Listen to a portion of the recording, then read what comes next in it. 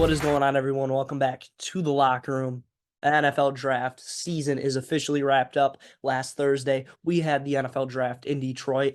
I was fortunate enough to go. It was an awesome experience. I would 100% go again. Besides the standing was a little rough, but overall, it was an awesome experience getting to interact with the crowd, and the crowd was awesome as they did break the attendance record. But overall, great experience.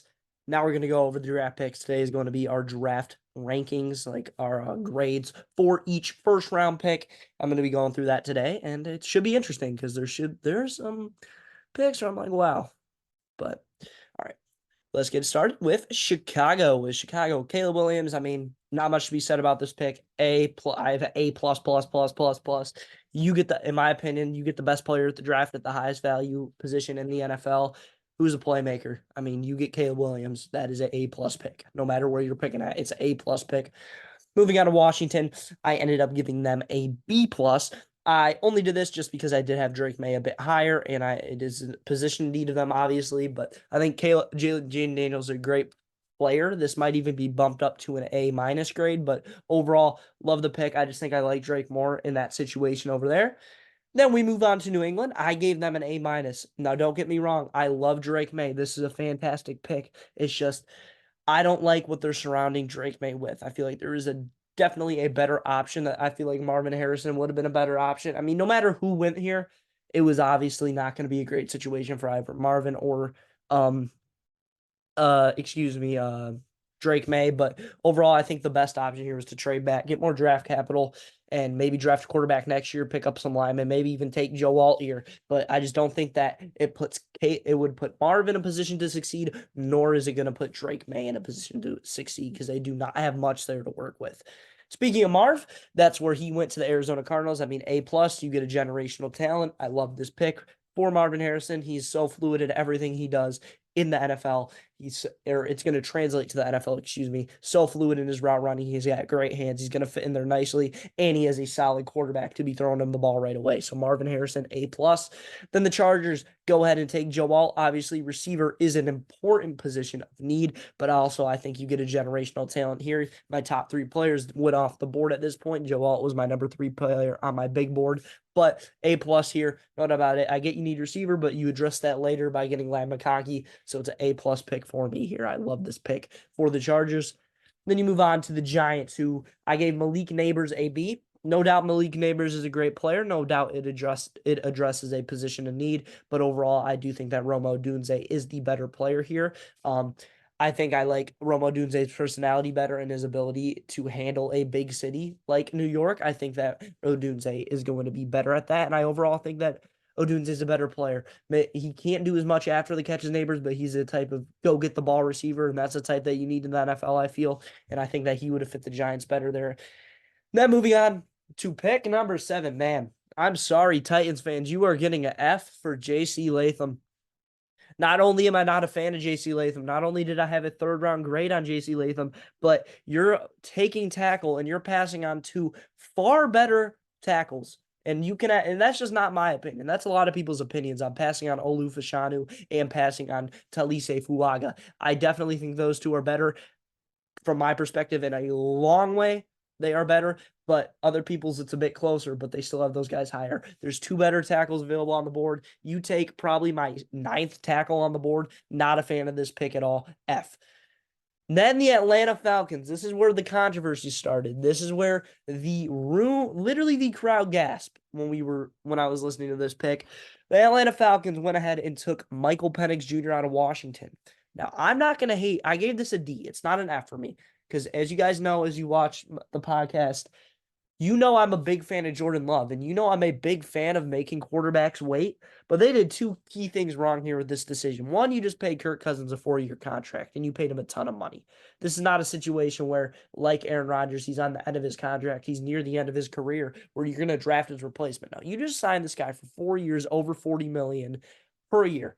And not only that, you take probably the quarterback who has the highest floor with the least upside. And that's not what you want to do in this situation. I would have taken J.J. McCarthy if you're going to go this route and take where the quarterback has to wait, because you need someone like J.J. McCarthy who needs to wait. I don't necessarily think Michael Penix needs to wait to play, but he's going to have to now. I think JJ McCarthy would have fit way better in this position as he would have been able to learn behind Kirk Cousins for a solid 3 years. And that's exactly what JJ McCarthy needed. I think he's still going to a great situation in Minnesota where he's not going to be forced to play right away. But overall, I do think Atlanta would have been the best spot for him. And I don't mind this idea that Atlanta had at taking a quarterback, but they just took the wrong quarterback. You want to take the quarterback with the upside here. And I think that they should have went JJ McCarthy. So I don't hate the idea like most people, but just because of the quarterback they took, I gave it a D. Then Chicago. I gave Rome Odunze a B plus. I'm doing this for one reason only. You know, I love Rome Odunze. You know, I'm a big fan of Rome Odunze. As I just said, I like him more than Tapers. That's why I knocked the Giants grade. But the reason I'm giving this a B plus and not an A is because I just think that they should have went with Olu Fashanu here. You get a guy who could protect Caleb Williams' blindside, as you already have a ton of weapons down there in Chicago. You already have Keenan Allen and you already have DJ Moore. Cole Kmet with a solid backfield of Roshan Johnson and DeAndre Swift. So I do think that there was definitely more to address on that offensive line as getting a solid pass blocker, like one of the best pass blockers in the draft, in Olu Fashanu over the flashy play like Rome Odunze. But I still think Rome Odunze is a great player. So I'm giving it a B. I just think I would have liked Olu Fashanu better here. Then the Vikings traded up with the New York Jets to take JJ McCarthy. I'm giving this a B minus. I love the idea of having JJ away. I just don't think that they needed to trade up for him. I honestly think they could have stayed, but JJ, I think that Bo Nix was higher on my board, as I don't think JJ might have the opportunity to play this year, which I don't like. So I had Bo Nix higher on my board, but overall, I like the pick. I just don't think they needed to trade up, so it gets a B minus for me. Now we get into a stretch where there is a lot of great picks. Starting off with the Jets, you get Olu Fashanu. I mean, the best pass blocker in the draft, in my opinion. And not only that, it's Aaron Rodgers' blindside who just tore his Achilles on the sack. So you get Olu Fashanu. It's going to plug in nicely there in New York. Love the pick. Then you need a quarterback needy team. You get Bo Nix and to the Denver Broncos. You guys know I'm a huge Bo Nix guy. I think he has a ton of upside with a very high floor. I think he's going to plug in very nicely to the NFL. I hate this pick for one reason only, and that's because he is going to Denver, and I will not be able to root for him. So I give it an A, but I'm just not happy he went to Denver because now I can't root for Bo Nix. But overall, great pick. I think they got great value. I'm a lot higher on Bo Nix than a lot of other people are. And this is one where I just don't get the hate. And I'm going to have to defend my Raiders for this. I'm giving the Las Vegas Raiders taking Brock Bowers an A for two reasons. And I get the controversy of you don't need a position need, but you get Brock Bowers, who is a generational talent at tight end. I think he's better than Kyle Pitts, and you can plug him in a lot of places. You can plug him in the slot. You can plug him on the line to play natural tight end, as he is a great run blocker. And this gives you that dual tight end set, which I think is very effective in the NFL. Everyone's saying this is C grade, D grade, just because it's a position that the Raiders addressed a year earlier. But if you're going to say that, then I can go ahead and say Jalen Carter is a terrible pick, because Jalen Carter was drafted the year after Jordan Davis was picked. Back-to-back positions being the same.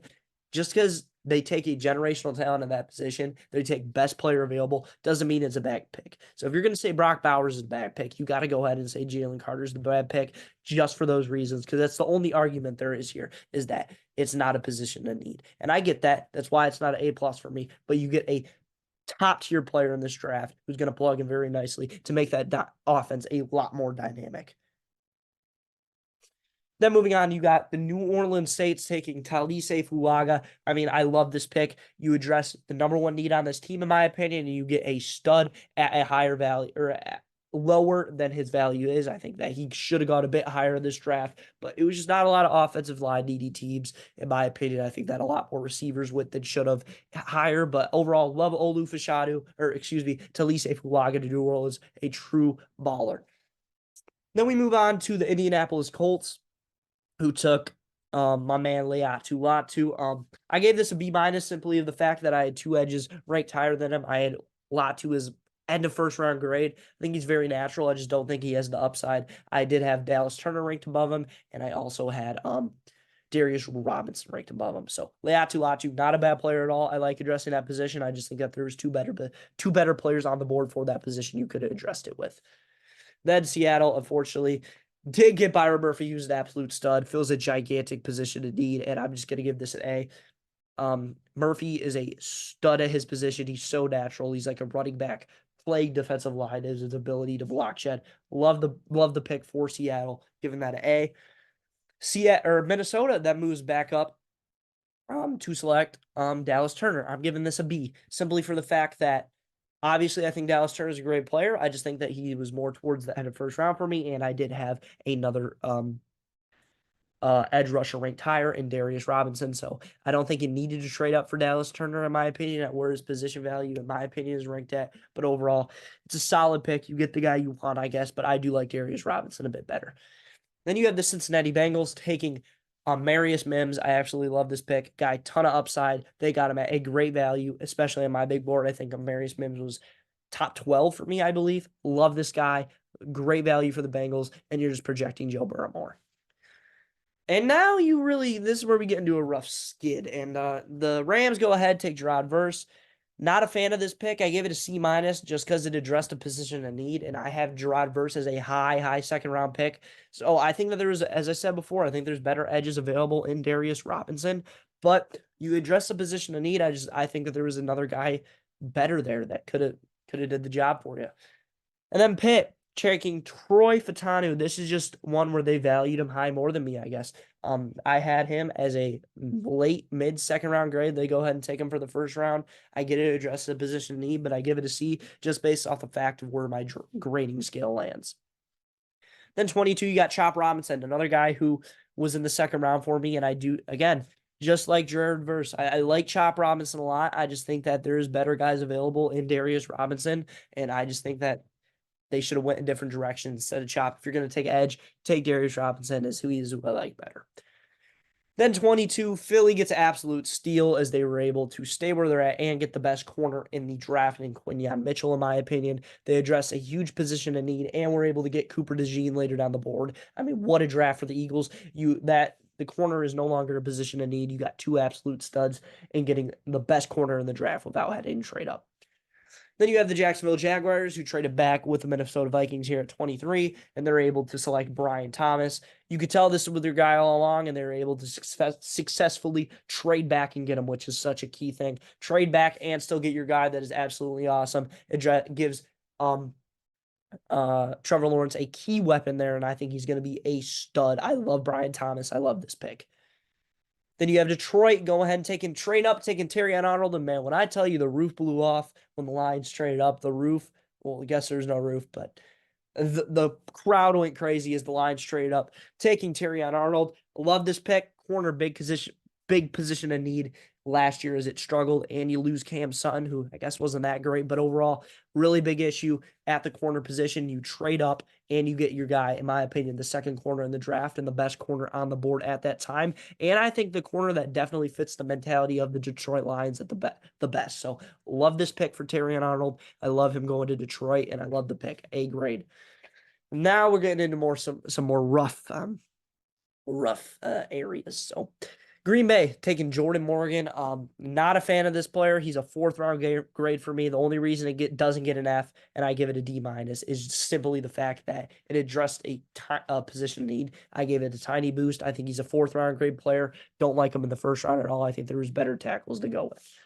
And then same with Graham Barton here. I gave this a C. Again, there's just better players available at the offensive line position at this time, in my opinion. I think that there's definitely a better options to go with. And I don't know if offensive line was definitely the number one position I need there. I think that they could have went with edge, Darius Robinson, a guy who's fallen, who I absolutely love. So I just think that there's better options to go with this pick than Graham Barton. Then Arizona, nailing this draft, man, as they get Darius Robinson. They started off getting Marv, a generational player, and now I think they get my favorite edge rusher in the class. That's going to be Darius Robinson. Without a doubt, and you address a huge position need and get great value for a player. Then the Kansas City Chiefs. I swear to you, I'm not fanboying because I love the Raiders. I gave this a D plus. You address the position of need, you get great speed trying to replace that Tyreek Hill, but I have Xavier Worthy as a third round grade. I don't think he's the most natural route runner. I think he's solid after the catch. I think his size is going to not be too favor of him in the NFL. And I also think that his hands need a lot of work. I think he drops a lot of balls, and that was a common theme with the Chiefs this year. So why would you take a guy who has drop issues? Just doesn't make sense to me. I do think that there's better guys like Keon Coleman, Adonai Mitchell, Lamakonki, Ricky Pearsall, who were better on the board. So overall, D plus for the Kansas City Chiefs. Here we go, and then we take Tyler Guyton with the Dallas Cowboys. Get a very versatile lineman, such a Dallas pick. I give this grade a B, simply to the fact that it addresses the position of need, and you get a solid tackle. I didn't give it an A, all because the fact that I think that there was better players available for better positions of need there for Dallas. Baltimore, Nate Wiggins. I gave this a B plus. Love the pick, love the fit. I just do think that there was a lot better. I think that there was a better corner on the board in Cooper DeJean that you could have went ahead and took there, as well as Kool-Aid McKinstry. I actually did give this a B. So yeah, I think that there was two better corners to go with, and they went ahead with Nate Wiggins. But overall, better players available at that position.